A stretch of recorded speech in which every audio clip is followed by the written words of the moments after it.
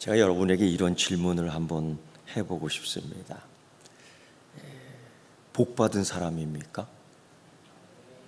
무엇 기준으로 복 받은 사람입니까? 스스로 한번 질문해보고 답해 보시죠. 이 정도라면 내가 그래도 복 받은 사람이 아닐까? 이 정도라면 이 기준이 되는데 굉장히 세상적 기준이 나올 수 있지요. 사람들이 그렇게 인사합니다. 복 많이 받으세요. 그게 좋은 겁니다. 나쁜 건 아니죠. 과연 우리는 그 복을 어떤 기준으로 생각하고 있을까? 보통 학생들이라면은 좋은 대학에 들어가야 되는 것이고, 젊은 청년들에게는 소위 그 좋은 직장, 꿈의 직장들이 있지 않습니까? 그리고 살면서 계속 건강하게 사는 것, 오래 사는 것, 이거는 복입니다. 사업하는 사람들 계속 사업이 잘 되기를 원하고, 또 자녀가 형통하기를 원하고, 소위 이거를 우리는 이렇게 얘기해요. 운수대통이다. 물론 이런 것들이 하나님의 은혜임에 분명합니다. 하나님의 복 가운데 이런 것들이 들어가 있지요. 그러나 성경은, 하나님 말씀은 이런 걸 우선으로 이야기하지 않습니다. 오늘 우리는 이런 걸 다 잃어버린 사람, 이런 것들을 한순간에 다 잃어버린 사람, 그 한 사람을 만나게 되는데, 그 사람의 이름은 다니엘입니다. 그는 태어나면서부터 행복한 사람이 아니었습니다. 어느 날 갑자기 나라가 무너졌습니다. 자기의 온 꿈이었던 예루살렘 성전이 불타 없어버렸습니다. 외국 군대가 들어와서 골목골목마다 다니면서 다 불질러 버렸습니다. 내가 알고 있는 그 사람들이 울부짖다가 칼에 죽임을 당하기도 했고, 그들의 부모도 헤어졌지만 내 부모도 사라졌고, 친구가 끌려갔고 나도 포로로 수천 킬로미터 먼 땅으로, 알지도 못하는 그 땅으로 끌려왔습니다. 이런 다니엘이 이야기가 오늘 우리의 이야기입니다. 그런데 놀랍게도 하나님은 그런 다니엘에게, 모든 걸 상실한 다니엘에게 어떻게 얘기하냐면은 은총을 크게 받은 사람아 라고 불러요. 이해가 안 됩니다. 다니엘의 인생은 복을 빼앗기는 것부터 시작됐습니다. 우리가 흔히 생각하는 부모의 복, 나라의 복, 또 자기 인생의 복, 이게 다 상실된 사람인데, 특히 그 다니엘서 1장 1절의 시작은 그렇습니다. 그 인생의 시작이 그렇다는 겁니다. 바벨론 왕 느부갓네살이 예루살렘에 이르러 성을 에워쌌다. 그때부터 다니엘의 인생은 내리막길입니다. 오늘날 기준으로 본다면은 이 다니엘의 삶은 복받은 인생, 은혜받은 인생과는 정반대의 사람이에요. 성공으로 시작하지 않습니다. 상실에서부터 시작이 됩니다. 그런데 놀랍게도 이 다니엘은 이 기록의 성경책 보면은 그렇게 또 이야기합니다. 망했다, 상실했다, 뺏겼다, 죽었다. 이게 사실 그때의 상황, 현실이었는데 그렇게 얘기하지 않습니다. 다니엘서 1장 2절의 말씀을 보면은 주께서 유다왕 여호와김과 하나님의 전 그릇 얼마를, 성전에 있는 그릇이잖아요, 그 느부갓네살 손에 넘겼다. 느부갓네살에 넘겼다라고 얘기를 해요. 그러니까 빼앗겼다, 그들이 훔쳐갔다, 그렇게 표현 안 하고 주께서, 즉 주 여호와 하나님께서 넘겼다라고 얘기를 합니다. 이게 다니엘의 세계관이에요. 이렇게 되어 있으면은 그의 행동, 그의 표현, 그의 감정이 어떻게 되는지 다 알고 있죠. 그러니까 보통 우리 이런 얘기하죠. 어떤 색깔의 안경을 꼈는지에 따라서 그 보는 눈이 그렇게 보이는 거예요. 우리 그런 얘기 하잖아요. 그런 겁니다. 느부갓네살이 침략했고 느부갓네살 왕이 뺏어갔지만은 바벨론의 신들이 여호와 하나님을 능가하는 것처럼 보였지만은 다니엘은 그 모습을 보면서 그렇게 얘기하지 않아요. 주께서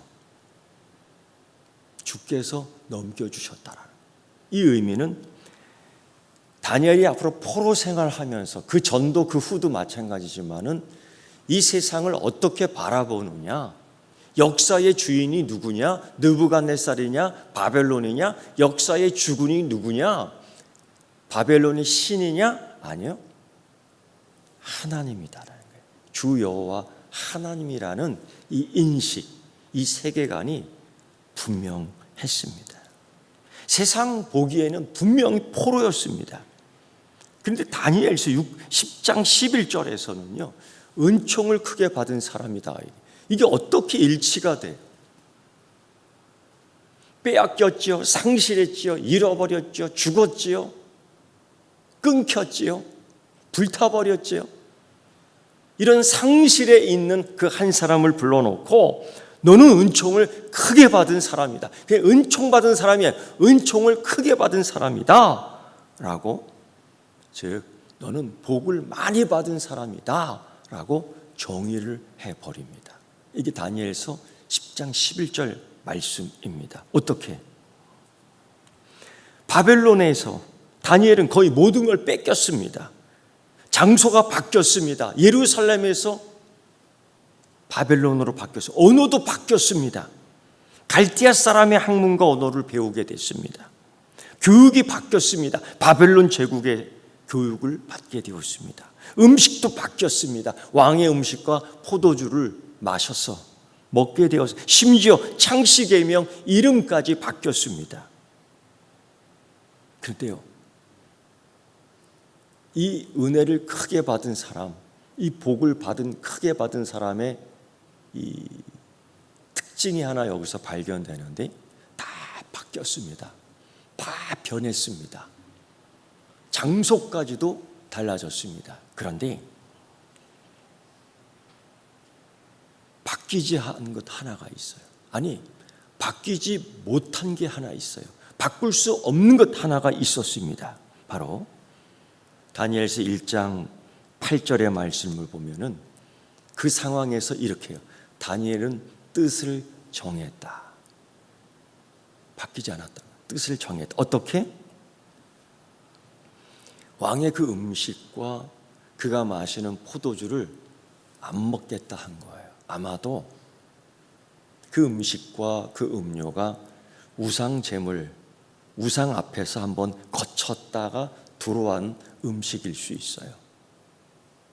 그의 뜻이 정해졌는데 바뀌지 않은 거예요. 어떻게? 하나님 앞에서 자기가 깨끗이 존재하겠다.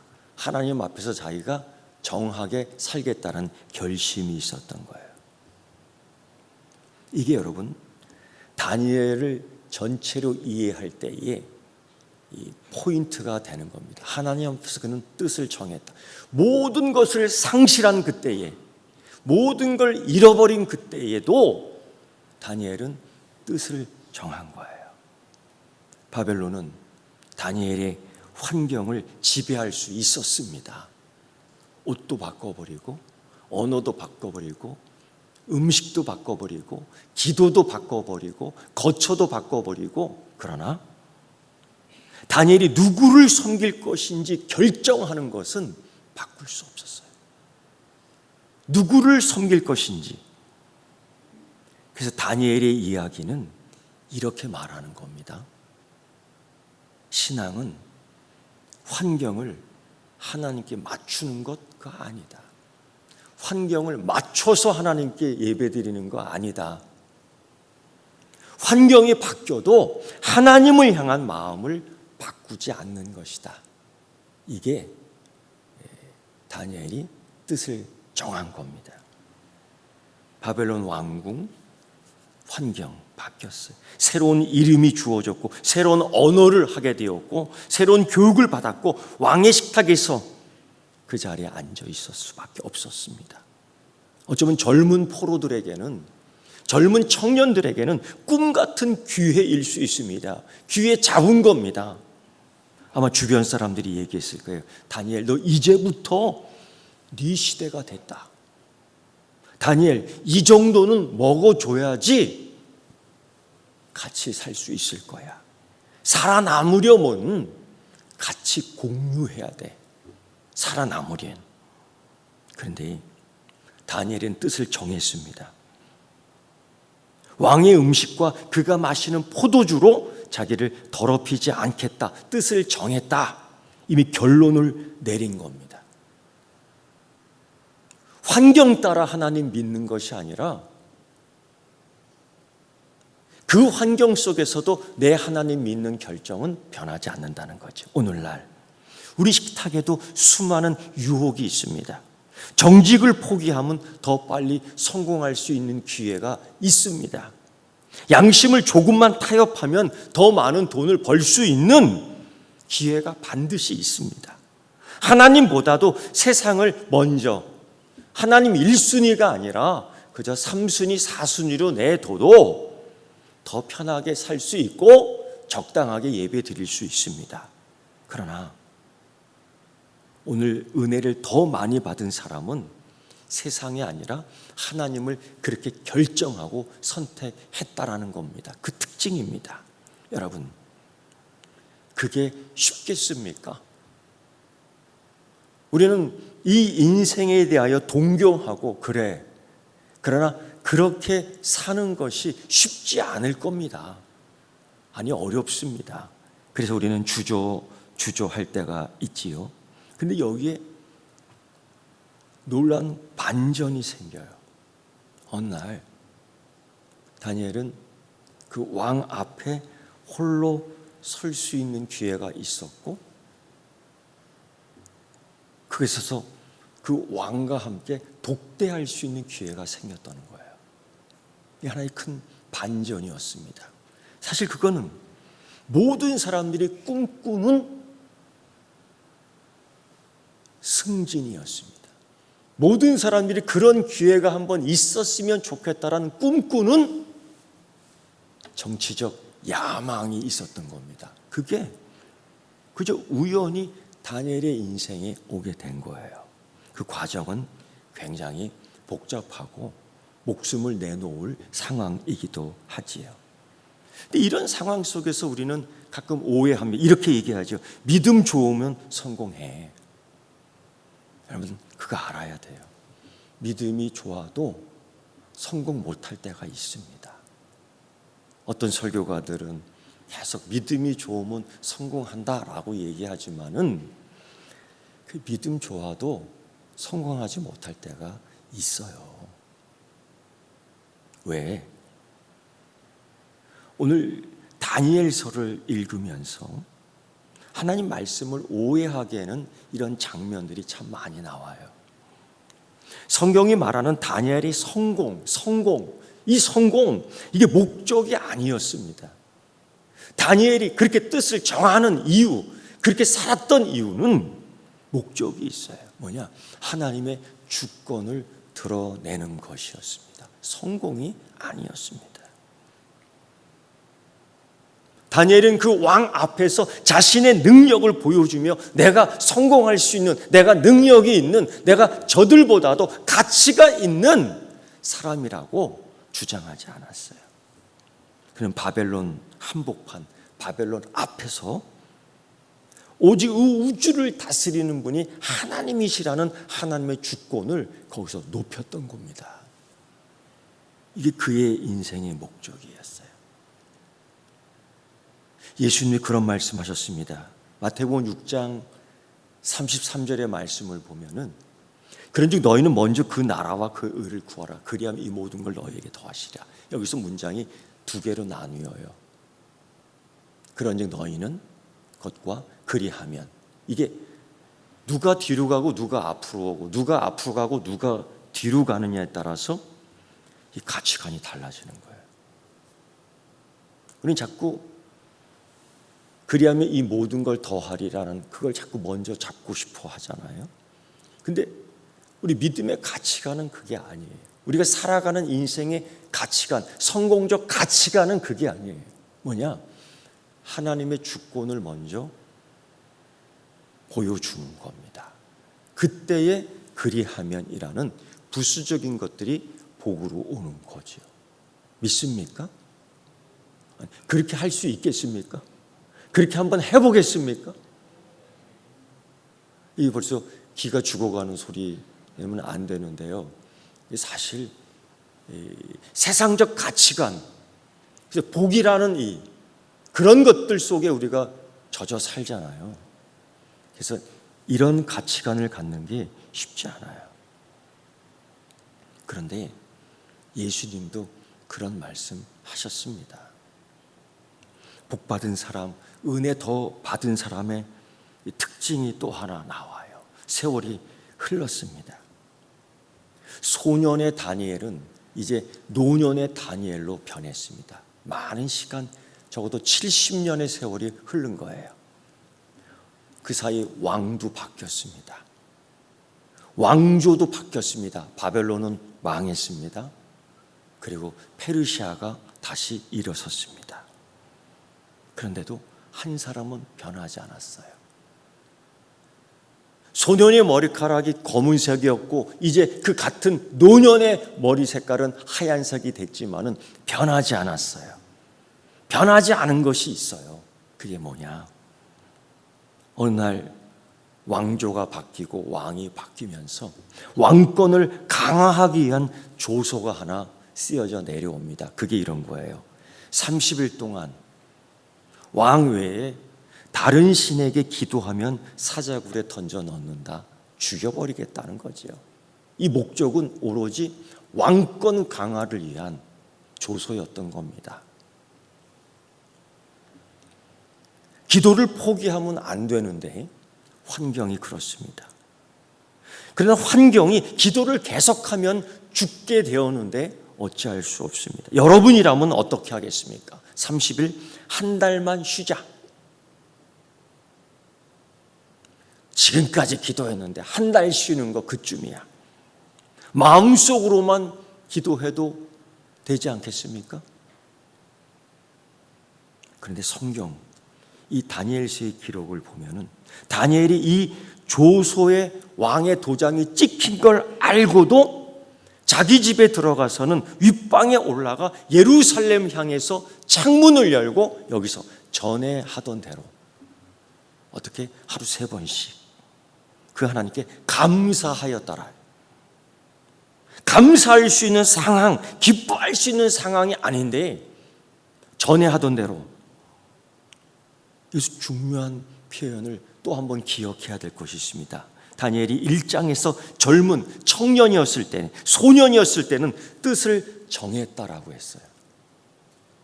그리고 6장에 이르러서 이제 노년이 된 다니엘은 전에 하던 대로 기도했던 겁니다. 전에 하던 대로. 이 둘을 연결해 볼까요? 뜻을 정하여 평생을 기도해 왔다. 70년 동안 이 땅에서 환경이 바뀌고 왕이 바뀌고 직분이 바뀌고 인생이 바뀌어도 그렇게 했다. 아주 강력한 의미 전달이 있는 겁니다. 도시가 바뀌었지 않습니까? 바벨론. 나라와 왕조가 바뀌지 않았습니까? 유다 왕국에서 바벨론 제국, 지금 메데 파사 제국. 왕이 바뀌지 않았습니까? 여호와김, 느그네살, 벨사살, 다리오, 그 다음에 고레스까지. 그러나 한 가지 바뀌지 않은 것이 있죠. 전에 하던 대로. 전에 하던 대로 뜻을 정하여. 이게 바벨론 다니엘이 사는 그때 왕조가 바뀌고 나라가 바뀌지만은 변하지 않았어요. 여러분 고로 보면 이 짧은 표현은 다니엘 평생을 설명해 주는 신앙 이야기입니다. 전에 하던 대로. 근데 6글자밖에 되지 않지만은 우리나라 번역 성경에 의하면, 근데 이건 다니엘 평생의 신앙 이야기예요. 기도는 위기 때 시작한 것이 아니었습니다. 그에게 있어서 그때만 잠깐 기도했던 것이 아니었습니다. 다니엘은 평생 하던 대로. 사랑하는 성도 여러분, 다니엘이 이런 어려운 시절을 계속 겪어요. 그러면서 한번 묻습니다. 다니엘 하면은 가장 먼저 떠오르는 생각이 뭡니까? 한번 유년주일학교부터 쭉 교회 공과 공부 시간이나 또 우리 구역 공과 공부 시간이나 웬만한 믿음 생활을 했다면은 다니엘 하면은 제일 먼저 생각나는 게 뭡니까? 그렇죠. 사자굴이에요. 근데 우리는요, 다니엘을 그렇게 생각해요. 사자굴? 사자굴에서도 기도해서 살아난 사람, 위기 때 기도해서 살아난 사람, 우리 그냥 그렇게 이해하고 말아버려요. 근데 중요한 걸 빠뜨리고 있습니다. 성경은 사자굴 때문에 그가 기도했다라고 얘기하지 않아요. 위기가 있었기 때문에 기도했다라고 얘기하지 않아요. 그는 사자굴 앞에서도 기도할 수 있었던 사람이라는 거죠.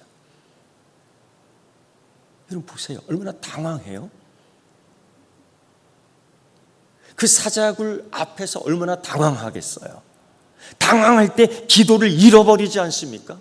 당황할 때 기도할 방향을 찾지 못할 때가 있지 않습니까? 여전히 그는 기도할 방향을 딱 정해놓은 거예요. 창문을 열고 자기 조국 성전이 있는 그 땅을 향해 기도했던 거예요. 여러분, 위기 때에 기도가 시작된 게 아니었습니다. 그의 조소에 의하면 그는 죽는다라는 결말이 분명히 보였던 겁니다. 다니엘이 몰랐던 것이 아니에요. 그런데 집으로 돌아가 가장 먼저 했던 것이 뭡니까? 전에 하던 대로.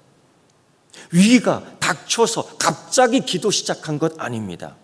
평안할 때도 기도했고, 성공했을 때도 기도했고, 높은 자리에 있을 때도 기도했습니다. 그래서 위기가 찾아올 때도 그의 삶은 달라지지 않았습니다. 기도했습니다. 그래서 평생의 기도가 위기를 극복할 수 있었던 다니엘의 기도였던 겁니다. 그래서 포로 생활을 견디고 살 수 있었던 거죠. 아니, 이길 수 있었던 거죠. 여러분, 생각해 보십시오. 다니엘은 어린 시절 바벨론 포로로 끌려갔습니다. 조국을 잃었습니다. 성전을 잃었습니다. 익숙한 환경도 잃어버렸습니다. 그리고 그 인생에는 왕들이 계속 바뀌었습니다. 이건 큰 혼란입니다. 이건 큰 위기입니다. 느부갓네살 시대를 지내고 벨사살 시대를 지내고 메데 파사 시대까지 살아갑니다. 세상은 계속 변했습니다. 왕도 변했고 제국도 변했고 정치도 변했고 다니엘의 나이도 변했고 사실 모습도 변했습니다.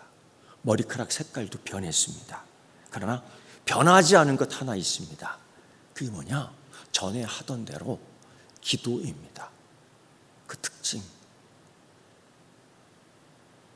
그래서 다니엘을 하나님께서 표현을 그렇게 해요.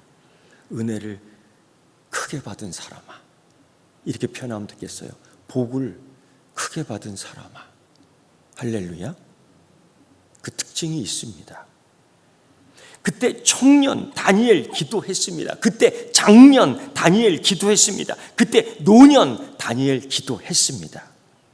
근데 이걸 보면 다니엘의 위대한 신앙은, 그 은혜 크게 받은 신앙은 하루아침에 만들어진 게 아니라는 거예요. 하루 3번 하나님의 무릎 꿇었던 수많은 날들이 쌓였던 겁니다. 저는 이걸 좀 다르게 표현하고 싶어요. 기도 총량의 법칙, 기도 시간의 법칙, 전 좀 이렇게 얘기하고 싶어요. 어느 날 특별한 하루 기도한 것이 아니었습니다. 반복되는 평범한 하루 속에 그의 기도는 쌓였던 겁니다. 결국 어느 한 날 사자굴 앞에 왔던 거지요. 결국 다니엘은 사자굴에 던져집니다. 커다란 돌 입구가 그를 아예 막아버립니다. 밖에서는 뜻밖에도 왕이 초조하게 밤새 잠을 이루지 못하고 있습니다. 안에서는 굶주린 사자들이 분명 으르렁거리며 난리를 쳤을 겁니다. 인간의 눈으로 보면 모든 것이 끝난 겁니다. 결론이 졌습니다. 그래 다음날 새벽 왕이 달려와 소리를 칩니다. 살아계시는 하나님의 종 다니엘아.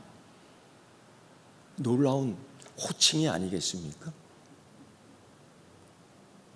충성스러운 나의 신하여, 이렇게 부를 수 있는, 분명히 이렇게 불러야 하겠지만은 살아계시는 하나님의 종 다니엘아. 그는 정말 이 세상에 그 삶에 있어서 소금과 빛과 소금의 삶으로 살았던 게 분명합니다.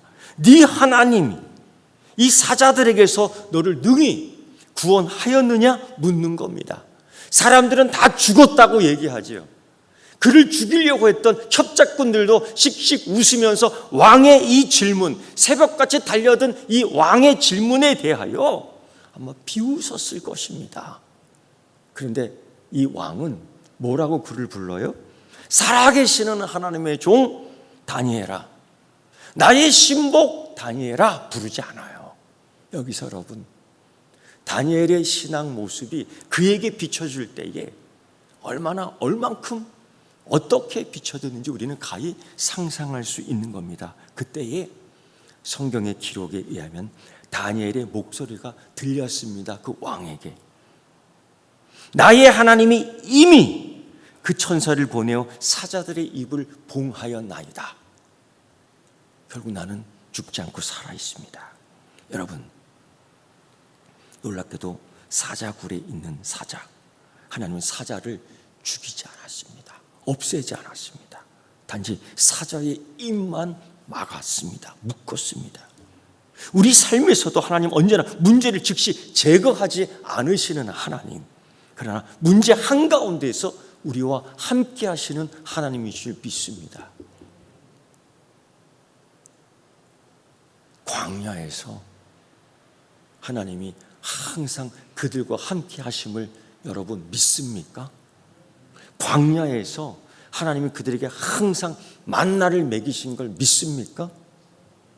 광야에서 하나님이 그들에게 항상 생수를 먹게끔 마시게끔 한 걸 믿습니까? 중요한 건 여러분, 우리 인생에도 사자굴이 있어요. 우리 인생에도 사자를 만납니다. 질병에 사자굴이 있어요. 경제적인 어려움에 사자굴이 있어요. 여러분, 자녀의 어려움 문제에 사자굴이 있어요. 미래가 보이지 않는 사자굴이 있어요. 그때 갑자기 기도하려고 하면 당연히 기도가 잘 안 되지 않습니까? 그래서 우리는 사자굴 만나기 전에 기도하는 사람이 돼야 될 줄 믿습니다. 평안할 때도 기도하십시오.